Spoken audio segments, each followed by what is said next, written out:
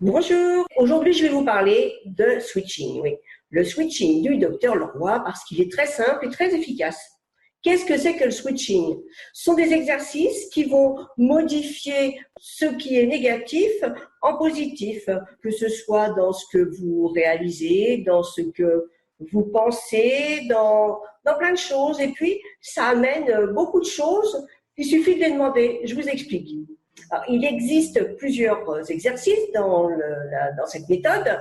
Des exercices que le docteur Leroy appelle plus des jeux, parce que c'est vrai que ça a plutôt une connotation de jeu. Ces jeux vont agir et sur le corps, qui est la représentation de vos émotions, de tout ce qu'il y a en vous, et puis sur notre inconscient dont on n'a justement pas conscience. Alors, le docteur vous expliquera ça beaucoup mieux que moi si vous voulez vous initier au switching.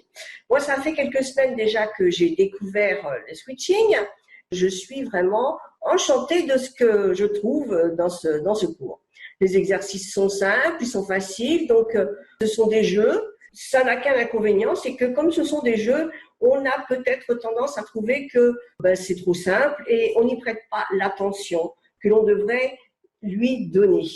Alors, bien sûr, si on n'y prête pas attention, si on fait ça un petit peu à la légère, du coup, les résultats qui peuvent être obtenus sont plutôt mitigés, voire il n'y a pas de réussite du tout. Si vous pratiquez correctement et que vous suivez ce qui vous est dit dans les vidéos, normalement, vous devriez avoir une réelle réussite. Ça sert à habituer le cerveau à ce qu'il croit en ce qu'on dit. Vous verrez, c'est très bien expliqué dans les vidéos, c'est vraiment super.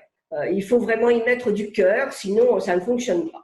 Ensuite, il y a un exercice sur l'acceptation de sa responsabilité, ensuite sur le fait que l'on peut être en accord avec ce que l'on fait, avec ce qui nous arrive, et puis il y a aussi les résonances avec lesquelles on va faire des associations et travailler sur ce que ça va pouvoir nous apporter. Et puis, il y a l'exercice qui m'a plu le plus. Il suffit de demander et vous recevrez. Voilà. Alors, recevoir ce que l'on a précisément demandé. Et c'est là que ça se complique parce que lorsque l'on fait sa demande, que l'on a une envie, donc on appelle, le docteur Leroy appelle ça un propos, on a tendance à ne pas le définir très correctement et surtout pas dans le détail.